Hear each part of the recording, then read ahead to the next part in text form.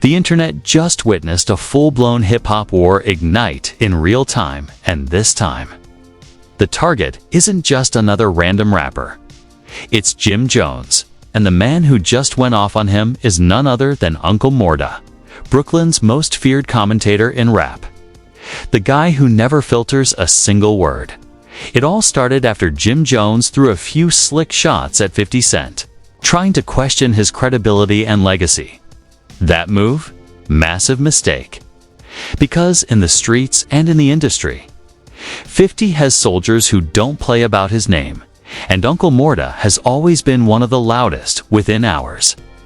Murda went live, dragging Jim like never before.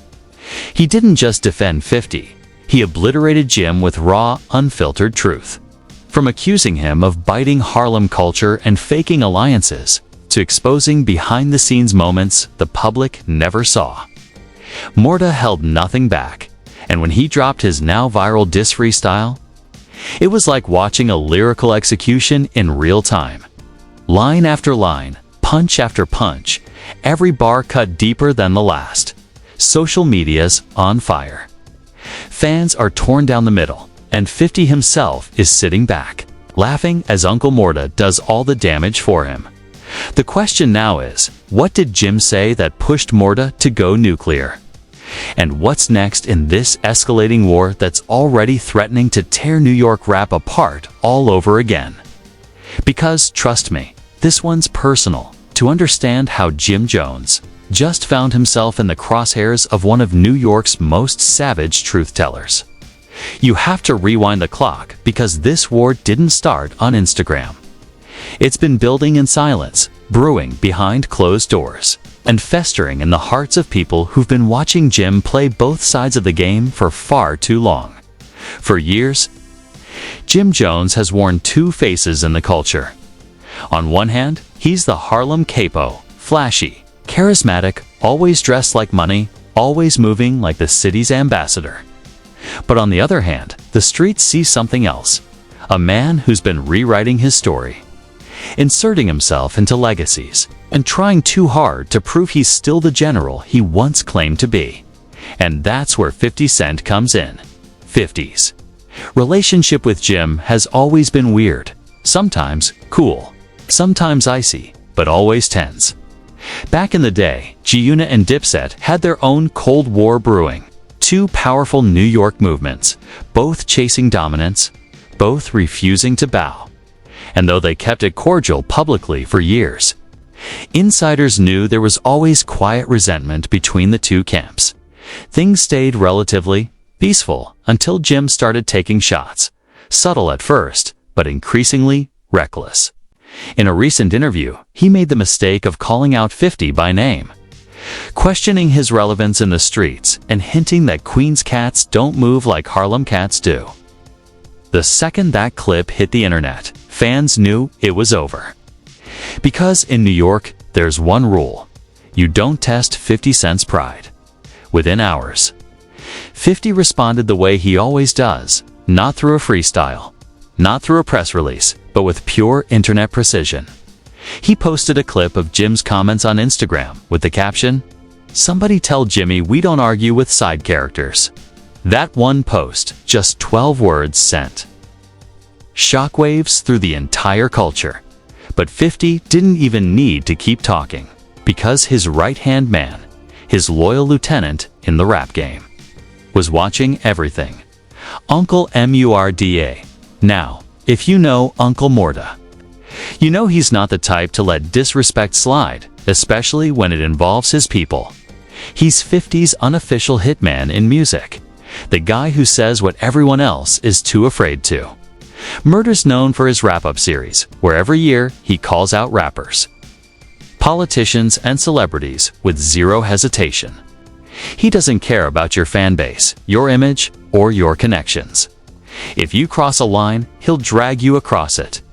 And when Jim Jones tried to play slick with 50's name, Murda saw a red dot. According to insiders, the two had already been at odds since 2022. When Murda allegedly confronted Jim backstage at an industry event over comments Jim made about G-Unit's decline. Witnesses say Murda told him directly, You talk too much for a dude who never got his own respect without another man behind him. Jim laughed it off, but Murda never forgot. Fast forward to now, and all that pent-up energy finally exploded. Within 24 hours of Jim's interview going viral, Murda jumped on Instagram Live. No fancy lighting, no PR spin, just Brooklyn energy and a blunt tone that could cut glass. He didn't waste a second before firing off AO. "Jimmy, stop acting like you, the voice of New York. You ain't never been that. You've been a sidekick since the pink bandana era. 50 built empires, you built outfits." The comments section erupted. Murda wasn't done. He kept going line after line, accusation after accusation. He claimed Jim copied Harlem style from real legends, like Cam and Maze, and said he'd been running off fake tough talk, while hiding behind fashion. He even implied that Jim wasn't as respected in Harlem as he claimed, saying, "Ask around the streets, respect Cam. The streets respect Max. The streets respect real shooters. You've been talking loud for decades, but you've never been the reason anybody moved."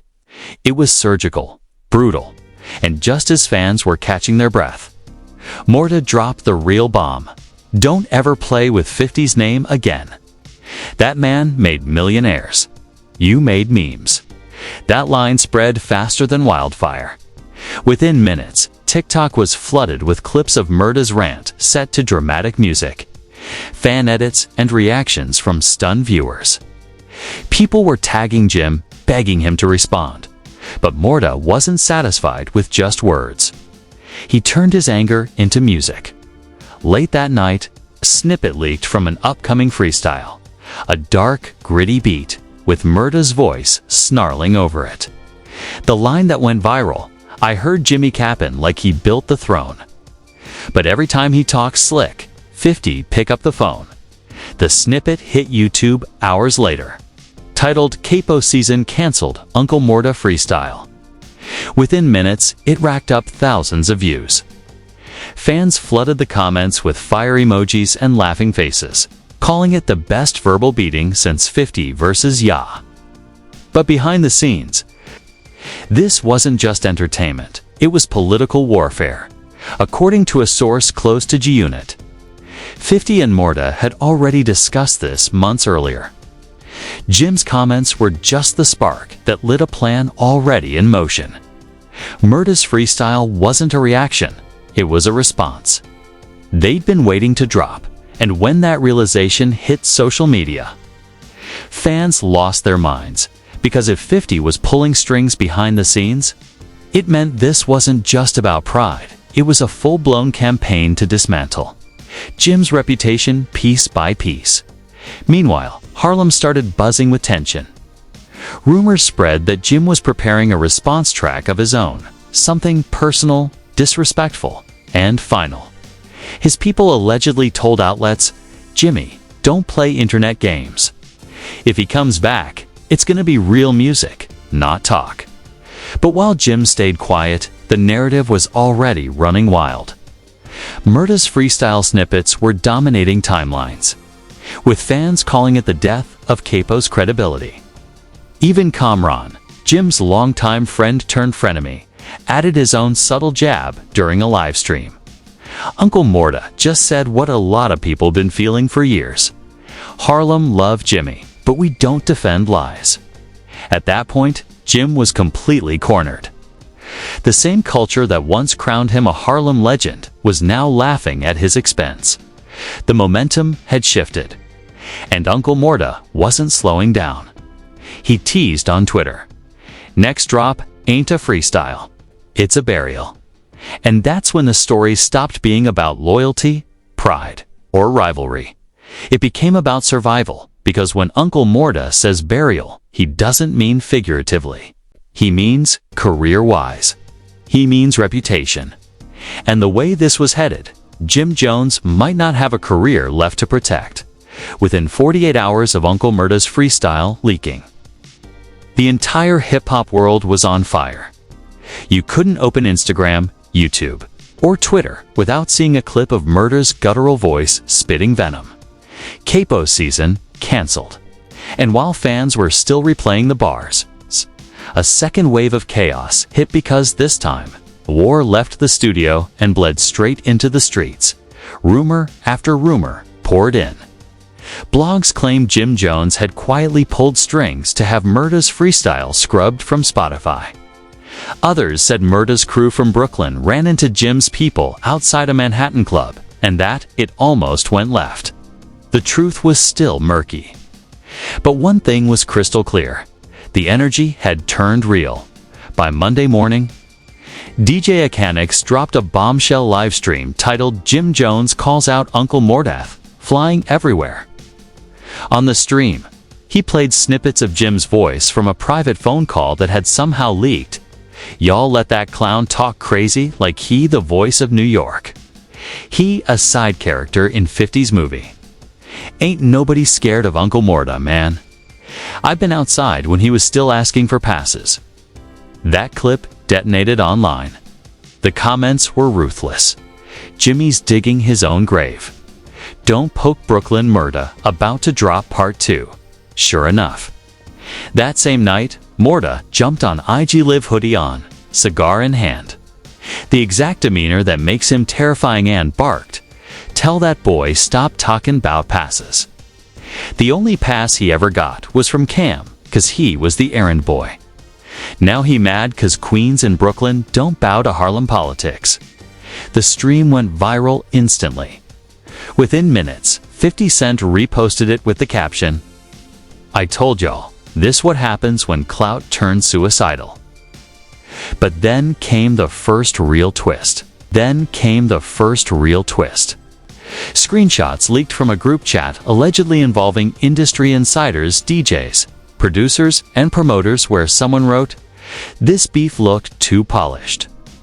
Word is Fif and Murda been sitting on this rollout for months. Jimmy just fell into the trap. Screenshots suggested that the entire conflict had been orchestrated part of a bigger promotional strategy for Uncle Murda's upcoming mixtape. The Year of the Truth. One message even read, "We needed a Harlem villain." He volunteered. Fans went insane. Was this whole thing a setup? Had 50 and Murda used Jim's pride as clickbait? Jim immediately denied it, posting on Instagram stories, "Ain't nobody using me for no rollout. I'm Harlem. I write my own chapters." But the more he denied it, the guiltier he looked, because just hours later, Power 105's Breakfast Club played a snippet from an unreleased Uncle Murda interview recorded weeks before the beef even started, where he said, "I've got something special, cumin, for the whole city. We about to remind New York what real pressures sound like." The timing was too perfect to be coincidence. People started connecting dots. Every meme, every disline, every viral post seemed pre-planned. And now Jim looked like the fool who'd walked straight into the lion's den. Then Murda dropped another freestyle on YouTube titled The Capo Chronicles. It opened with a recording of Jim's voice saying, "I'm the voice of Harlem," followed by Murda laughing and rapping over it, "Voice of Harlem. Boy, stop playing, you a ringtone. The only time you ran the block was on your iPhone. You ain't got soldiers. You got stylists and shooters for hire. 50 raised real wolves. You just rehearse for the choir." The comments were merciless. Everyone from Jadakiss to Fat Joe liked the post. Even Menno dropped laughing emojis under it. Murda had turned Jim's swagger into a punchline. Meanwhile, Jim was spiraling. Insiders claimed he'd spent the next day in meetings with PR teams, trying to figure out how to flip the narrative. His label allegedly advised him to ignore the noise. But ignoring Uncle Murda was like ignoring a house fire. Every minute you stayed quiet, it spread. That's when Jim finally snapped. He went live on Instagram with the skyline behind him, smoke rising from his cigar, and said, "I'm not gone. Keep letting dudes from other boroughs talk like Harlem soft." Murda can rap all he want, but if it's up, it's up. I ain't no podcast rapper, I'm outside. The chat went nuclear. Within seconds, over 100,000 people tuned in. Murda was one of them. He jumped into the comments with a single line, "Drop the Addy." Screenshots of that comment flooded Twitter within minutes. The internet thought it was about to turn physical. News outlets ran headlines like Uncle Murda and Jim Jones's beef turns deadly serious. Police sources even told TMZ they were monitoring social media activity involving both artists, us. But just as things seemed ready to explode, another twist dropped, this time from someone completely unexpected. Menno, the Brooklyn rapper, a longtime friend of both Murda and Jim, went live from a dimly lit car, saying, "Yo, y'all not seeing the bigger picture. This ain't beef. This business. These dudes got deals lined up." Behind this drama, he showed a text message thread on his phone names. Blurred out were a major streaming platform. ALLEGEDLY offered a bag for exclusive freestyle, battles, and behind-the-beef content. Menno laughed and said, "They out here sinning paperwork off the same beef they pretending real. I'm done." That revelation sent the culture into meltdown again. Had 50 Cent and Uncle Murda really monetized the feud while Jim believed it was personal? The theory made sense. 50's history of weaponizing controversy was legendary. Every feud he'd touched, from Ja Rule to Rick Ross, had boosted his brand. And now, Murda seemed to be following the same playbook. Stir chaos, dominate headlines, cash the check. But Jim wasn't ready to admit defeat. The next morning, he posted a photo of himself in the studio with a caption, "If they want war, I'm bringing it home." Hashtag Harlem Energy. Fans braced for impact. Within 24 hours, a snippet leaked from Jim's alleged diss track. His opening bars were vicious. Brooklyn bark loud. Queens laugh in the back, but Harlem built the stage y'all perform on. Facts. You call it loyalty. I call it follow the bag. You ain't protect him 50. You just chastened what he had. For a moment, Harlem stood up behind him. The snippet trended. The comments were flooded with "Harlem not dead" and "Capo back." But then, another bombshell. An anonymous YouTube channel uploaded a video titled "The G-Unit Leaks." Jim Jones phone call full audio. The clip allegedly captured a conversation between Jim and a radio promoter just days before Murda's freestyle dropped. In it, Jim could be heard saying, "If Murda talks slick, that's promo. I ain't stressin'. We can all eat off this." The internet froze. If that clip was real, it proved Menno was right. Jim was in on it, at least in the beginning. Maybe he'd agreed to the plan. Maybe he thought it would stay lyrical, but when it spun out of control, he'd lost control of the narrative. Murda reacted instantly. Posting, "Told y'all this clown scripted his own L." That post got 500,000 likes in 6 hours. 50 Cent reposted it with a final caption, "You play with wolves, you become dinner." Hashtag Giona Business. Fans couldn't tell what was real anymore. Was it a planned rollout that backfired? Or had 50 and Murda double-crossed Jim after roping him in? Either way, Harlem was furious. People flooded Jim's comments, begging him to redeem the borough. Bloggers declared that his next move would determine whether his career survived, and in a twist worthy of a movie, an insider close to Jim leaked that he had one last track ready, something he'd been holding since the start of the feud. The source said, "If he drops this, it ain't no rollout. It's a confession and a threat rolled into one." The working title. The Checkmate Tape. Everyone from fans to industry veterans knew what that meant. The next drop wasn't going to be about clout. It was going to be about truth, and this time, whoever got hit by it wasn't getting back up by the time Jim Jones teased his so-called checkmate tape. The air around hip-hop was radioactive. Blogs, podcasters, and YouTube channels were spinning theories 24/7, trying to predict whether Jim would come back swinging or finally fold under pressure. Harlem was holding its breath. Brooklyn was sharpening knives. Queens was laughing. But the second that track hit the internet, everything changed. It dropped at midnight. With no announcement, no rollout, no teaser. Just a black cover with red letters spelling checkmate and a caption on Jim's Instagram. This one ain't for the blogs. This one's for the truth. Within 15 minutes, hip-hop stopped. The track didn't start like a typical diss. It opened with audio from Uncle Murda's Capo season canceled freestyle playing in reverse, literally rewinding time before a chilling sample of chess pieces clinking over a haunting piano loop kicked in. Then, Jim's voice came in, calm but venomous. Brooklyn talk tough till the rent due queens love war, but forget who they sent to. You talk 'bout bosses. I invented your intro. The only unit G you got left is your Venmo. The crowd went wild online. Fans flooded Twitter, calling it Jim's most dangerous track since Ballin. But as the song progressed, the tone darkened. Jim didn't just diss Uncle Murda, he dissected him. He accused Murda of being a pawn, a hired gun sent by 50 Cent to do damage he couldn't risk doing himself. He claimed the entire Capo canceled campaign had been financed by what he called corporate hands, media sponsors, brands, even podcast networks. Then came the line that shook the entire industry. UG unit slaves sign contracts in blood. Not paper, Murda just barked for the cameras. 50 collect the favor.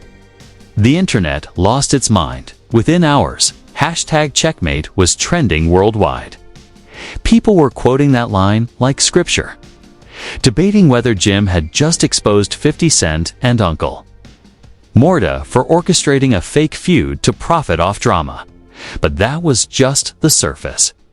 Because halfway through the track, Jim dropped actual audio receipts. The beat cut out. Static filled the speakers. Then listeners heard a muffled voice, clearly Uncle Murda, saying, "Fifth, you want me to keep pressing him? Or are we letting this one breathe?" Then 50's unmistakable laugh echoed back, "Keep pressing him." The internet love a villain. Fans froze. It sounded real. Too real. The timestamps matched up with the week Murda first went live attacking Jim. Could Jim have been secretly recording their calls the entire time? Social media erupted with disbelief. Reddit threads went wild. One post titled, "Did Jim Jones just expose 50 and Murda's fake beef blueprint?" gained over 40,000 upvotes overnight. Hip-hop journalists scrambled to verify the authenticity. Some said the audio was AI generated. Others swore it was legitimate.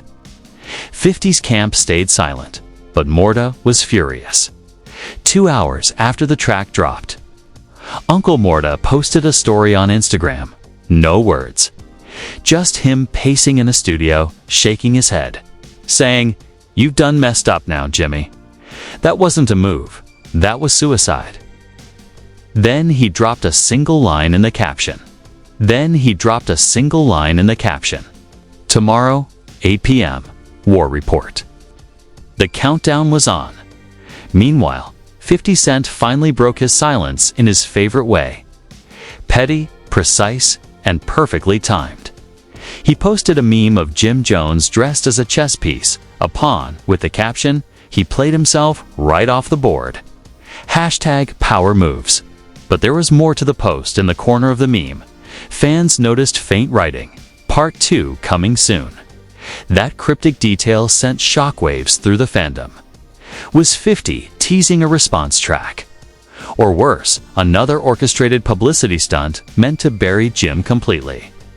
Either way, Murda made good on his promise. The next night, exactly at 8 p.m., he dropped his counterattack, a brutal freestyle video called War Report, Harlem Funeral. The video opened with footage of Uncle Murda walking through Times Square, surrounded by his crew, holding an iPad playing Jim's Checkmate track on loop. He stopped mid-walk, looked into the camera, and said, "You talk chess, but you forgot who owned the board." Then the beat dropped, and it was chaos. Murda unleashed some of the most ruthless bars of his career. "You think FIF need promo. You think this a gimmick. Boy, you a throwback, washed and finished.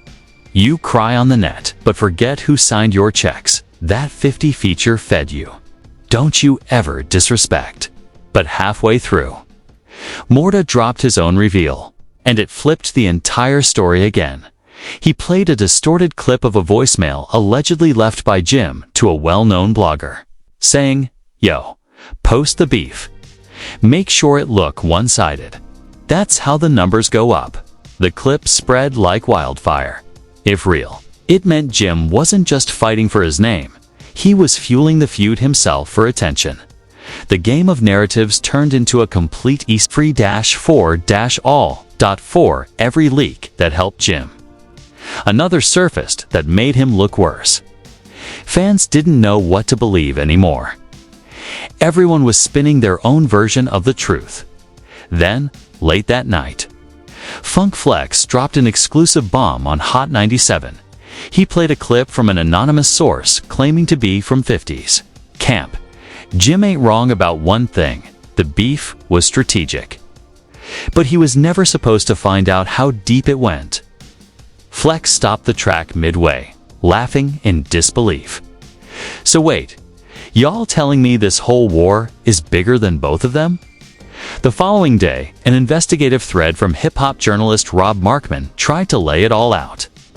According to his breakdown, the Murda vs. Jim Jones feud was engineered months in advance by a marketing firm tied to one of 50 Cent's production companies. The purpose: to test viral audience engagement in legacy artist controversies. Jim allegedly agreed initially, but later backed out when the campaign became too personal.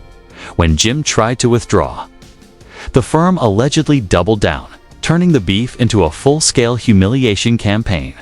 If that was true, it meant the beef had stopped being a lyrical sparring match long ago. It was a weaponized marketing test. The fallout was immediate. Media outlets began reporting on 50 Cent's psychological marketing experiments. Twitter turned into a war zone. Hashtag cancel Junut trended side by side with hashtag free Jim Jones. Murda went completely silent, deactivating his account.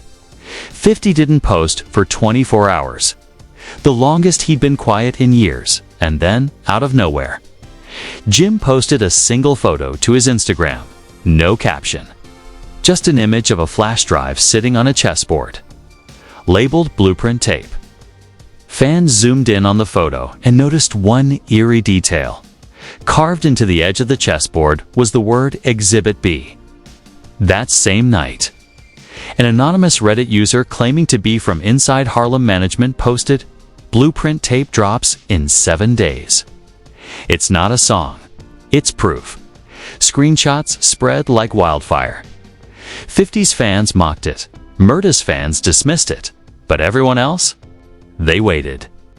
Because if Jim really had proof of being set up, actual documents, contracts, or recordings, then the entire hip-hop marketing machine was about to get exposed. But just as the hype hit its peak, the post vanished. So did Jim's Instagram. His entire page gone overnight. Fans started panicking. Rumors flew. Some said Jim's account was hacked.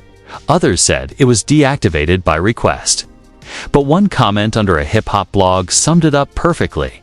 If Jim disappeared, that means the tape's real, and they don't want us to hear it. Now everyone's waiting for the drop, the proof, or the silence that might follow it. Because in this war, the chessboard's flipped again. And if the blueprint tape actually exists, 50, Murda, and the entire hip-hop PR machine might be one upload away from implosion. when Jim Jones vanished from the internet after teasing the Blueprint tape. The hip-hop world went into absolute meltdown. Within hours, his disappearance wasn't just a trending topic. It was an obsession. Every rapper, blogger, and fan page started asking the same question. Where is Jim? The timing was too perfect, too eerie. He'd just promised to expose proof, dropped the flash drive photo, and then, poof. No Instagram, no Twitter, no posts, no sightings. Even people close to him went quiet. Meanwhile, the culture split into two violent halves.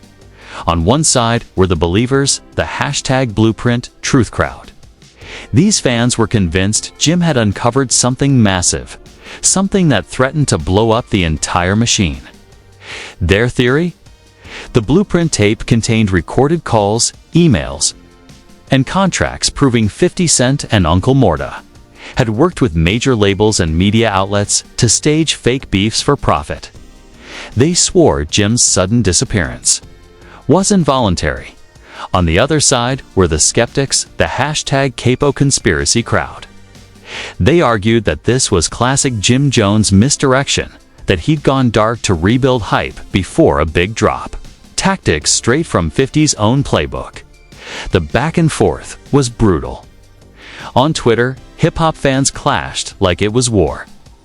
One viral post read, "This man didn't disappear. He's cooking. He knows what he's doing.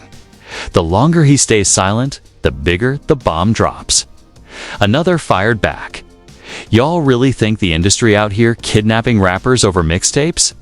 He's hiding 'cause he got caught faking receipts." Again. But then the conversation turned serious when major outlets started chiming in. The Breakfast Club aired a tense segment where Charlemagne Tha God said, "If Jim really got blackballed for trying to drop evidence, that's scary. But if he faked his own vanishing act, that's even scarier. That means cloud chasing done reached new levels." Angela Yee, noticeably uneasy, added, "There's too much smoke around this. You can't tell me all these leaks and contracts just coincidentally line up." Meanwhile, DJ Envy tried to stay neutral. "If he's really gone, I hope he's safe. But if this is marketing, it's genius." The segment went viral, hitting millions of views in a few hours. But then, something happened that flipped the entire conversation again. Kamran, Jim's oldest friend and oldest rival, broke his silence during a live stream. Sitting in a purple-lit studio, wearing sunglasses and sipping tea, he said quietly, "They think Jim hiding. He ain't hiding. He moving smart. That man told me what's on that tape. If he drops it, you gon' see names that don't belong in rap executives, media people, sponsors. This ain't no mixtape war anymore. This a political one." The internet exploded. Cam didn't say another word about it. He just ended the live with a smirk and said, "Phase 2 loading." That one line, Phase 2, reignited every conspiracy theory from the TPUSA leaks to the Dipset drama. Fans started connecting dots across months of New York beefs, claiming every feud might have been staged by the same hidden marketing network that Precam had hinted at before. Even Fat Joe weighed in during an interview with Complex.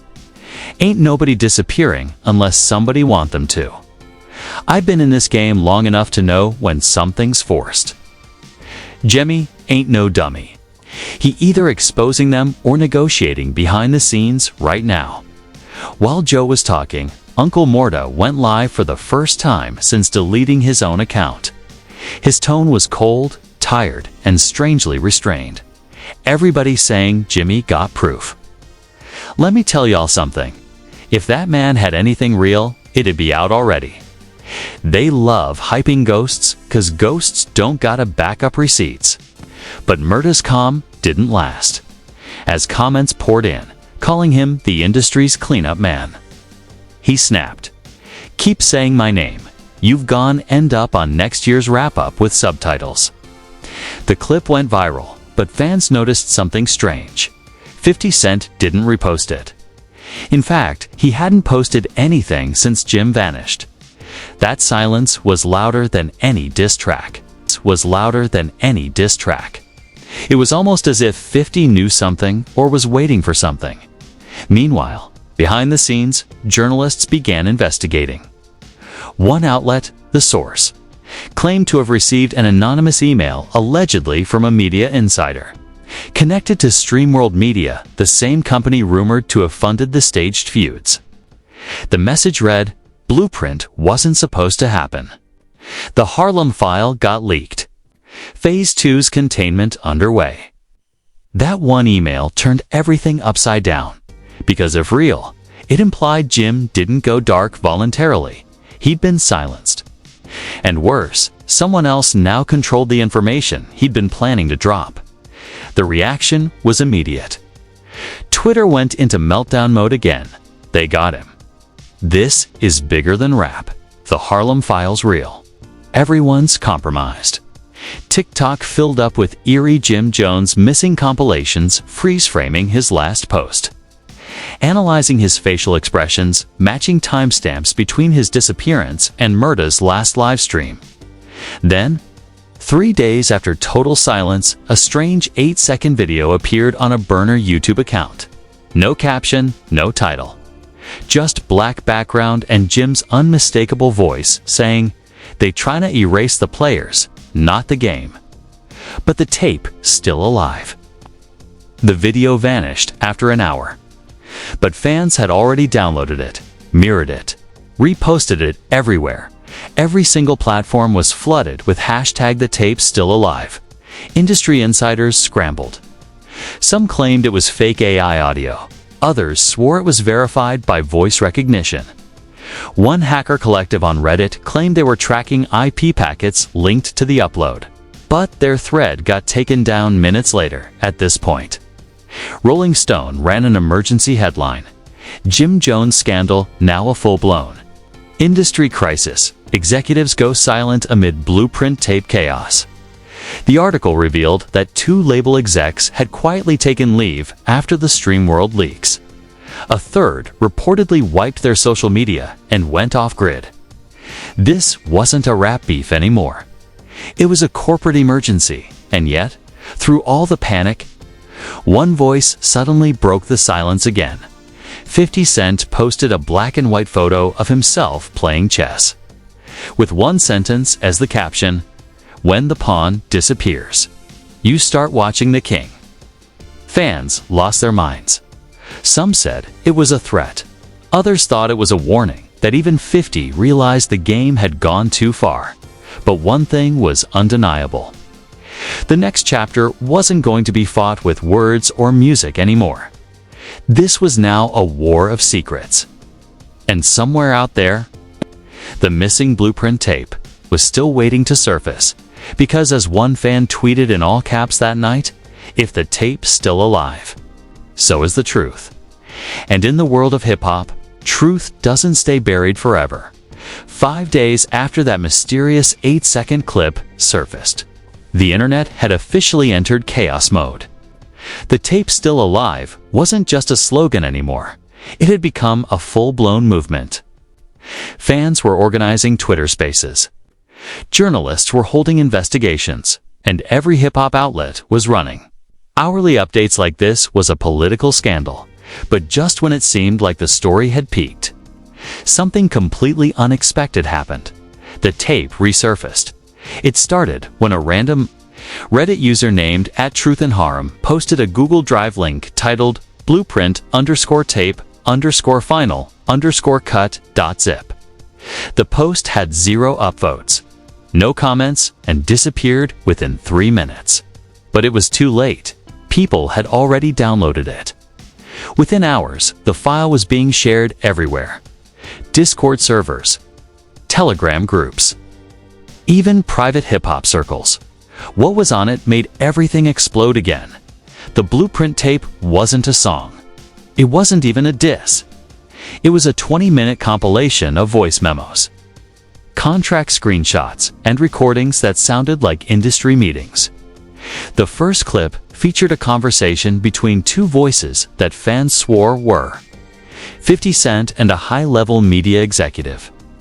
Exec, we want another viral feud, big enough to trend, but safe enough to control. 50, say less. I know which puppet to pull next. Then came another clip, a female voice, believed to be an A&R rep, saying, the Harlem rollout worked perfectly. Engagement tripled. Jones doesn't even realize he's the prototype. The recording cut abruptly, followed by the sound of paper shuffling and a male voice whispering, we can't let him drop this. If he releases it, it kills the test. The chat rooms exploded. If this was authentic, it confirmed everything Jim had been warning about, that the so-called beef wasn't real, that entire careers were being scripted to feed algorithms, and that the real power didn't belong to rappers anymore. It belonged to the handlers. Within minutes, YouTube was flooded with breakdown videos. One hip-hop analyst said, if this tape is real, it's bigger than the 50 versus Ya era. This proves the entire industry has been running uncontrolled chaos. But here's where things took an even darker turn. Every single re-upload of the Blueprint tape began disappearing. Accounts that posted it were shadow banned. Videos flagged under copyright by Streamworld Media. Even tweets discussing it were deleted within seconds. It was like watching an invisible hand erase the internet in real time. Then came the biggest twist of all. That night, a live notification pinged across fans' phones. Jim Jones' live Harlem broadcast. Everyone thought it was a glitch. His accounts had been deleted for days. But the stream went live anyway. Dark room, distorted camera feed. Jim sitting in front of a single light. His face was half hidden under a hoodie, but his voice was calm. I told y'all they'd try to erase me. I told y'all it was bigger than rap. But the truth don't die, it multiplies. Every copy y'all saved, keep it, spread it. They can't stop the truth if we all become the Blueprint. The stream lasted 47 seconds before cutting to black dot. Instagram deleted it 5 minutes later. But thousands had recorded it already. The phrase, "We are the Blueprint," started trending across every platform at this point. Hip-hop didn't feel like entertainment anymore. It felt like rebellion. Podcasters began comparing Jim's leaks to the Panama Papers of music. Former A&Rs started anonymously confirming details. One even told XXL, "I saw those contracts." The feuds were experiments to test how fans react to outrage. Jones wasn't supposed to find out. Even Murda, who had been mocking Jim just a week before, went uncharacteristically quiet. Then he posted a single cryptic message to X, formerly Twitter. Sometimes the loudest ones ain't the real enemies. Watch the board. Fans didn't know if it was guilt, warning, or both. Meanwhile, 50 Cent finally broke his silence again with a video that looked more like a threat than a statement. He stood on a rooftop at night, looking into the camera, saying, "They love a good conspiracy, don't they? But remember, I built this game. Nobody flips my script but me." Then he laughed, that same eerie, confident laugh, and the video ended. The next morning, every trace of the Blueprint tape was gone. The files wouldn't open, mirrors were corrupted, and links redirected to error pages. Even fans who had downloaded it claimed their files wouldn't play anymore. Someone or something had wiped it clean. But just when it seemed the story had been buried, one final message appeared on a dormant YouTube account linked to Jim's label. It was a short clip titled "The Blueprint Continues." The video showed a city skyline at dawn, then faded to text. This was never about who lied. This was about who controlled the truth.